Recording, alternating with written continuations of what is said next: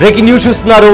దేశ ఆర్థిక రాజధాని ముంబై అతలాకుతలమైంది. అయితే గత 2 రోజులుగా కూడా అక్కడ వర్షాలు కురుస్తున్నాయి. దీంతో ఎక్కడ చూసినా కూడా రోడ్లపైన కూడా రోడ్లంతటా కూడా జలమయమయ్యాయి.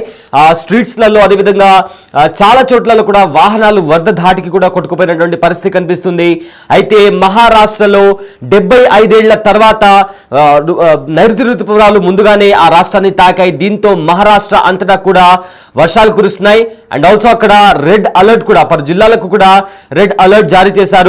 సో ప్రజెంట్ దేశ ఆర్థిక రాజధాని ముంబై అతలాకుతలమైంది. కొద్ది పక్షం రోజుల ముందుగానే నైరుతి ఋతుపవనాలు రావడంతో కుండపోత వానతో చిగురు ఆకుల వణికిపోతుంది ముంబై. అయితే ప్రజాజీవనం అస్తవ్యస్తమైంది. కొలాబాలో 207 మిల్లీమీటర్ల వర్షపాతం నమోదైంది. అక్కడి మొత్తం మీద చూసుకుంటే 1918లో మే నెలలో మొత్తం మీద 279.4 మిల్లీమీటర్ల వర్షపాతం నమోదు కావడం ఇంతవరకు రికార్డుగా ఉండేది. అయితే తాజా వానలతో ఈ మే నెలలో 295 మిల్లీమీటర్ల వర్షపాతం నమోదు కావడంతో 102 ఏళ్ల రికార్డు చెరిగిపోయిందని చెప్పుకోవచ్చు. ఎక్కడ చూసినా కూడా మెట్రో స్టేషన్స్లో, రైల్వే స్టేషన్స్లో కూడా ఇలాంటి సిచ్యువేషన్ కనిపిస్తుంది. బిగ్ టీవీ స్క్రీన్ పైన మనము దానికి సంబంధించిన విజువల్స్ చూస్తున్నాము. ఒకవైపు ఏమో మనకు లోకల్ ట్రైన్స్ కి సంబంధించి విజువల్స్ చూస్తున్నాము, మరోవైపు మెట్రోకు సంబంధించిన విజువల్స్ చూస్తున్నాము. ఇది దేశ ఆర్థిక రాజధాని ముంబైలో పరిస్థితి. అయితే మొత్తం మీద ముంబైలో ఎంప్లాయీస్ అందరూ కూడా ఎక్కువగా వాడేది లోకల్ ట్రైన్స్, అదేవిధంగా మెట్రో. దీన్నే ఎక్కువగా వాడుతుంటారు, ఎందుకంటే ముంబైలో చాలా ఎక్కువగా ట్రాఫిక్ ఉంటుంది. కానీ ప్రజెంట్ ముంబై లోకల్ ట్రైన్స్ అదేవిధంగా మెట్రో పరిస్థితి ఎలా ఉంది అంటే ఇదిగో ఇలానే బిగ్ టీవీ స్క్రీన్ పైన చూస్తున్నాం కదా. మోకాల్ లోతు వరకు కూడా నీళ్లు వచ్చాయి.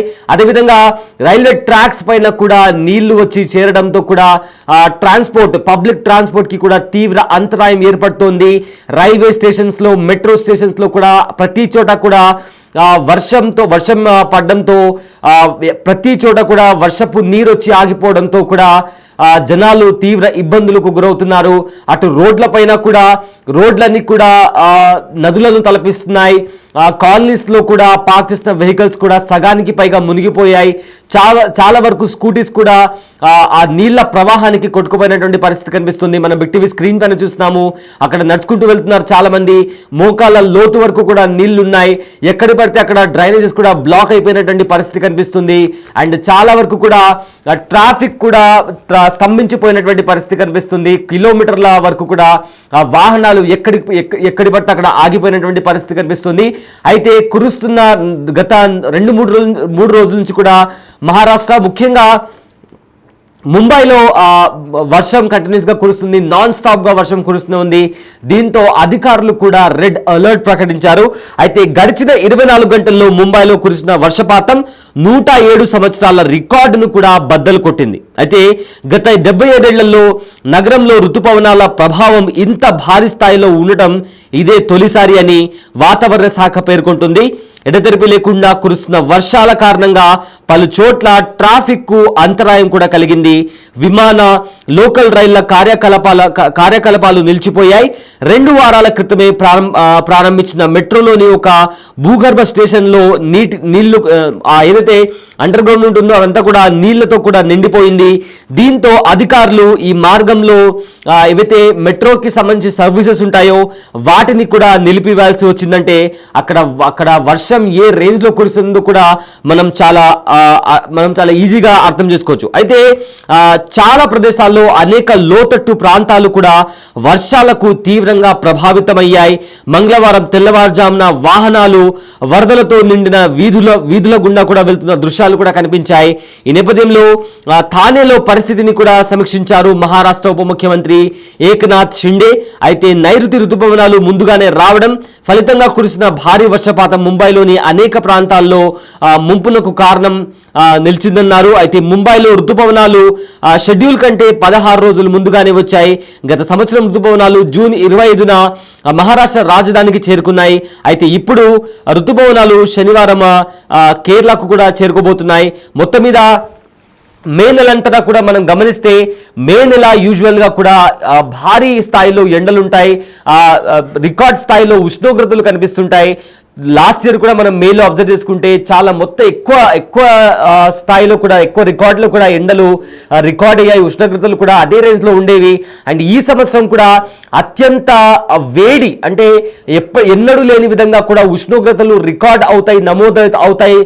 ఈ ఎండాకాలం చాలా తీవ్రంగా ఉంటుంది అంటూ కూడా అప్పట్లో కొన్ని వార్తలు వచ్చాయి. కానీ మే నెల ప్రారంభమైనప్పటి నుంచి కూడా కంప్లీట్గా వర్షాలు కనిపిస్తున్నాయి.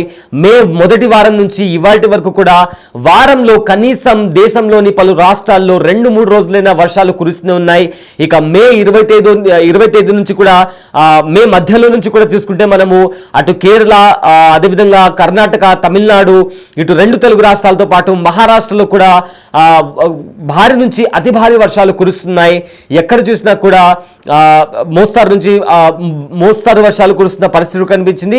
ఉరుములు మెరుపులతో కూడిన వర్షాలు కూడా కనిపిస్తున్నాయి. అయితే నైరుతి ఋతుపవనాలు యూజువల్లీ జూన్లో రావాల్సి ఉంది, కానీ ఈసారి మే నెలలోనే రావడంతో కూడా కొన్ని రాష్ట్రాలు, దేశంలోని పలు రాష్ట్రాలు, మహారాష్ట్ర, కర్ణాటక, కేరళ ఇలాంటి రాష్ట్రాలు కూడా ఇలాంటి రాష్ట్రాల్లో ఎక్కువగా మెట్రోపాలిటన్ సిటీస్లో మనం కర్ణాటకలో కూడా చూసాము, బెంగళూరులో ఏ రకంగా వర్షం పడి అక్కడ జనజీవనం స్తంభించిందో, ఇప్పుడు మహారాష్ట్రలోని ఆర్థిక రాజధాని, దేశ ఆర్థిక రాజధాని అయిన ముంబైలో కూడా ఎలాంటి సిచ్యువేషన్స్ కనిపిస్తుందో మనకు చాలా స్పష్టంగా కనిపిస్తుంది.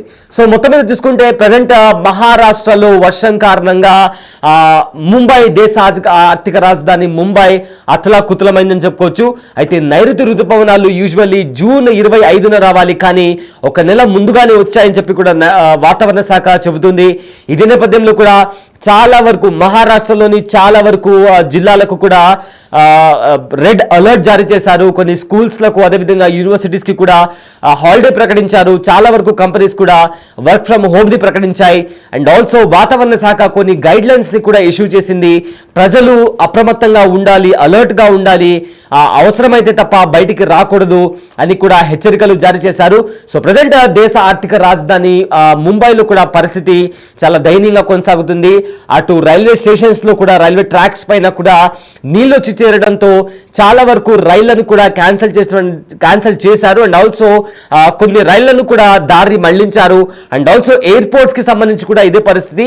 వాతావరణం బాగా లేదు కాబట్టి చాలా వరకు ఫ్లైట్స్ ని కూడా దారి మళ్లించారు. అండ్ కొన్ని ఫ్లైట్స్ కి కూడా ఫ్లైట్స్ అనేవి క్యాన్సిల్ చేశారు.